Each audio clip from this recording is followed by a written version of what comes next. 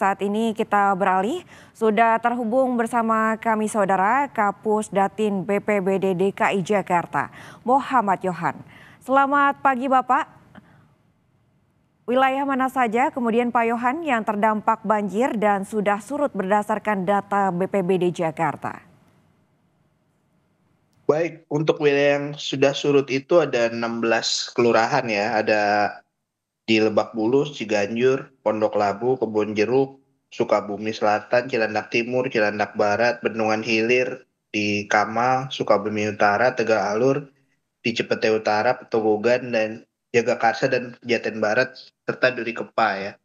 Sementara itu yang masih tergenang itu saat ini ada di 35 RT ya, dan lokasi pengungsian ada di 6 lokasi. Ada di Masjid Al Ridwan Jati Padang, kemudian Musola Sabili Jati Padang, kemudian di Musola Al Inayah Pejaten Barat, Masjid Al Jabar Kelurahan Pondok Labu, dan Masjid Al Fudola di Kedaung Kaliangke. Sementara itu untuk jalan yang sudah surut itu ada di Jalan Rasuna Said, kemudian Jalan Gaya Motor, di Sungai Bambu, kemudian di perumahan Green Garden, Kedoya Utara, dan di Jalan Taman Mangga di Kelurahan Tugu Utara ya. Sampai dengan info ini disampaikan, sementara ini masih ada sekitar 35 RT yang tergenang ya. Dan ini cenderung lekas surut karena apa? Ini hujannya sudah berhenti dan petugas sudah mengerahkan segala daya upaya ya, termasuk juga dari Dinas Sumber Daya Air, bekerja sama dengan petugas penanganan bencana BPBD. Ini kami sudah ada di lapangan terus mengerahkan pompa-pompa mobile untuk melakukan penyedotan ya di titik-titik tertentu. Sementara dari pasukan Dinas Sumber Daya Air, juga dari UPT Badan Air Dinas Lingkungan Hidup, ini juga sedang membersihkan titik-titik tertentu yang memang upayanya untuk memperlancar aliran air ya. Kira-kira seperti itu langkah-langkah penanganannya. Baik Bapak Yohan, terkait dengan penanganan yang sudah dilakukan dan dari pantauan Anda Pak Yohan, apa kemudian bantuan yang sangat dibutuhkan oleh warga terdampak banjir ini yang tersebar di berbagai wilayah di Jakarta? Baik, tentunya bantuan yang dibutuhkan itu kami sudah berkoordinasi dengan Dinas Sosial ya. Dinas Sosial ini sudah beberapa bantuan logistik sudah dikerahkan karena dari BPBD sendiri ada ketentuan 1 kali 24 jam itu untuk membantu warga ya. Jadi kita memang ada buffer stok untuk membantu warga. Selain kita membantu evakuasi, kita juga mengirimkan kebutuhan dasar 1 kali 24 jam yang selanjutnya nanti akan dibantu oleh Dinas Sosial ya. Namun memang ada perbedaan eh, tipikal pada saat banjir dan pada saat kebakaran ya. Karena pada saat banjir itu warga yang ada di pengungsian biasanya apabila air surut itu langsung kembali ke tempat tinggalnya masing-masing, sehingga ini menjadi satu tantangan. Jumlah pengungsinya ini sangat fluktuatif ya, sangat fluktuatif seperti contohnya sekarang di Jati Padang, di Musola Mujahidin, itu saat ini tercatat ada 140 jiwa ya di Musola Mujahidin. Namun kemarin itu jumlahnya cenderung lebih banyak ya. Ketika kemarin banjir sempat surut pukul 15.00 itu tiba-tiba pengungsian itu kosong. Tapi ketika sore menjelang malam hari tinggi kembali, warga kembali ke lokasi pengungsian ya. Itu yang menjadi tantangan tersendiri bagi kami untuk mengirimkan logistik ke lokasi, khususnya lokasi pengungsian banjir. Beda hanya dengan lokasi pengungsian kebakaran, itu jumlah pengungsinya lebih statis ya, karena jarang warga yang langsung kembali ke tempat tinggalnya karena memang rumahnya kondisinya habis terbakar ya, ataupun mereka masih menunggu penampungan dari saudara, atau misalnya mereka pulang ke tempat tinggalnya yang sebenarnya di luar Jakarta dan lain-lain. Tapi untuk eh, penanganan pengungsian banjir ini memang cukup menantang dari jumlah pengungsinya ya. Ini sangat sangat fluktuatif. Jadi kita untuk mengirimkan logistik juga betul-betul harus cermat, dan pendataannya betul-betul kita perhatikan berapa jumlah yang dibutuhkan untuk dikirim kebutuhan logistiknya. Demikian. Baik Pak Yohan, tadi Anda sebutkan memang kalau untuk pengungsi ini sangat fluktuatif ya untuk warga terdampak banjir. Seperti salah satu contoh yang tadi telah disebutkan juga di Musolamu Jahi di Jati Padang, ini tadinya ada sekitar 150 orang ya begitu, 140 jiwa maksud kami. Terus kemudian jumlahnya berubah-ubah sesuai dengan kondisi terkini saat ini. Untuk logistik Pak yang telah diberikan kepada pengungsi, ini apa saja kemudian logistik yang diberikan dan apakah juga ada yang diberikan langsung ke rumah-rumah warga mengingat banyak warga ini juga masih memilih untuk bertahan di rumahnya?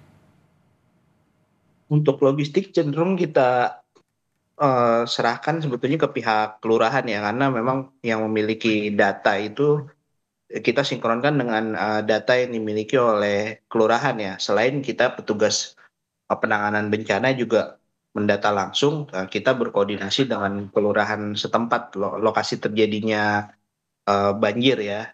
Bantuan yang dimaksud itu ya kebutuhan untuk makanan ya, makanan itu kita siapkan. Kemudian untuk kidswear itu untuk kebutuhan bayi ya, anak-anak. Kemudian juga kebutuhan-kebutuhan obat-obatan pribadi ya, seperti minyak kayu putih dan lain-lain, itu yang memang ada dalam satu paket kidswear, paket bantuan itu yang 1 kali 24 jam. Itu yang tujuannya itu percepatan untuk bisa sampai ke warga pengungsian terlebih dahulu ya. Untuk distribusi bantuan dari door to door, ini karena memang genangannya juga pasang surut ya, ini kita sampai saat ini kita masih fokus kepada evakuasi ya, dan juga proses evakuasi yang menggunakan perahu karet ini sendiri memang alhamdulillah kesadaran warga sekarang terhadap layanan 112 ya. Kalau di film-film Hollywood kan ada 911, 911. Nah, kita punya 112 nih. Sekarang kesadaran warga, khususnya warga Jakarta, sudah cukup baik ya untuk menggunakan nomor layanan 112 ya. Jadi banyak laporan permohonan evakuasi yang masuk ke comment center BPBD, ini kita sudah tindak lanjuti untuk menolong warga untuk dievakuasi ya. Dan bukan hanya pasukan dari BPBD saja, tapi dari Disgul Karmat pun ini juga terpantau, mereka juga banyak menerima laporan ya untuk permohonan evakuasi gitu. Belum lagi ditambah dengan unsur-unsur relawan yang ada di Pemprov DKI Jakarta ya. Ini juga banyak terpantau mengerahkan perahu karet dan membantu melaksanakan evakuasi warga yang ada. Baik Pak Yohan, Demikian. tadi Anda sebutkan untuk warga ini mulai banyak yang tingkat kesadarannya meningkat untuk kemudian minta dilakukan evakuasi. Untuk tadi Anda sebutkan juga warga ini bisa menelpon ke 112 comment center dari BPBD. Lalu kemudian Pak Yohan, apa yang kemudian perlu disampaikan oleh pihak pelapor ini setelah menghubungi nomor tersebut untuk kemudian dapat dievakuasi? Apa kemudian informasi yang dibutuhkan untuk mempercepat evakuasi? Baik, yang paling membantu tentunya adalah tagging lokasi ya, untuk spesifik di mana. Seperti contohnya kemarin ketika ada korban yang minta dievakuasi di wilayah Cililitan, selain mengirimkan foto ya, tapi mengirimkan juga geotagging atau posisi ya. Jadi dengan demikian ini akan mempercepat langkah petugas yang ada di lapangan untuk menuju ke lokasi ya. Karena pada umumnya petugas penanganan bencana itu ada di 267 kelurahan yang ada di wilayah Jakarta. Ini mereka menjadi penanggung jawab di masing-masing kelurahan, dan mereka ini tidak bekerja sendiri tentunya, tapi bisa berkoordinasi dengan unit-unit lain ya, sehingga prinsipnya mana yang terdekat yang bisa membantu warga itu yang dikerahkan terlebih dahulu ya. Kalau misalnya itu lebih dekat dengan Satpol PP yang juga mengerahkan perahu karet, siapapun yang terdekat dengan titik pembantuan ini yang akan kita gerakan. Jadi fungsinya BPBD itu adalah sebagai koordinator, karena memang pimpinan kami itu langsung Pak Sekda ya, dan kepala pelaksananya itu Pak Isnawa Aji, itu selaku kolaborator pada situasi darurat ini bisa menginstruksikan unit-unit untuk bergerak ya, untuk saling bahu-membahu menolong warga semaksimal mungkin.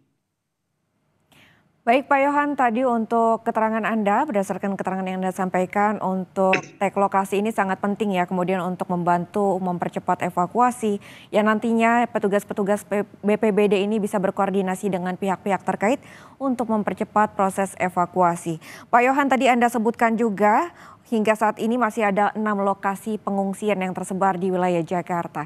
Kemudian dari pantauan ataupun informasi yang Anda dapatkan, ini kebanyakan didominasi oleh perempuan kah, anak-anak atau seperti apa Pak?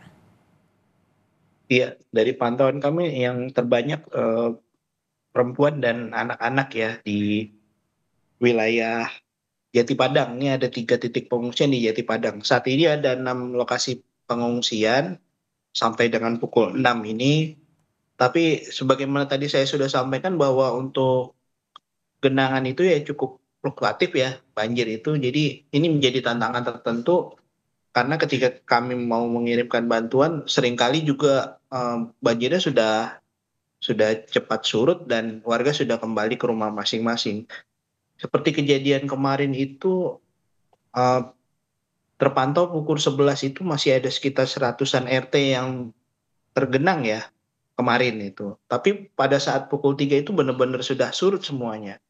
Dan pukul 18 atau pukul 6 sore itu mulai ada 3 RT lagi yang tergenang ya. Sampai dengan pukul 7 malam itu ada 18 RT. Jadi kira-kira seperti itu dinamikanya. Apalagi eh, tadi malam itu memang kalau dilihat dari data BMKG, kita bisa lihat secara spasial ya, karena kita terhubung dengan eh, aplikasi BMKG Signature.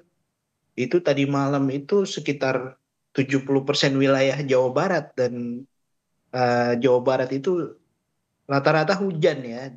Tentunya ini akan berpengaruh sekali kepada debit air, dan air-air dari wilayah Jawa Barat itu butuh waktu untuk tiba ke Jakarta sekitar eh, maksimal itu 7 jam ya. Jadi dampaknya itu hujannya tadi malam ya, genangan-genangannya baru bisa eh, muncul atau terdeteksi itu ya pada saat pagi hari seperti sekarang nih. Seperti sekarang ini genangan-genangan yang terjadi itu paling tinggi itu ada di Duren 3 ya, ada sekitar 130 cm. Sementara yang lain itu rata-rata 30 sampai 40 cm. Dan untuk pergerakannya sendiri saat ini yang masih banyak terjadi genangan itu adalah di Jakarta Selatan, dan ada 25 RT, dan di Jakarta Barat ada 7 RT ya. Jadi kira-kira seperti itu. Baik Pak Yohan, terima kasih atas informasi yang telah Anda berikan. Terima kasih telah bergabung dengan Kompas TV. Kapus Datin BPBD DKI Jakarta Muhammad Yohan, selamat kembali Terima kasih bertugas Mbak Carla. Bapak.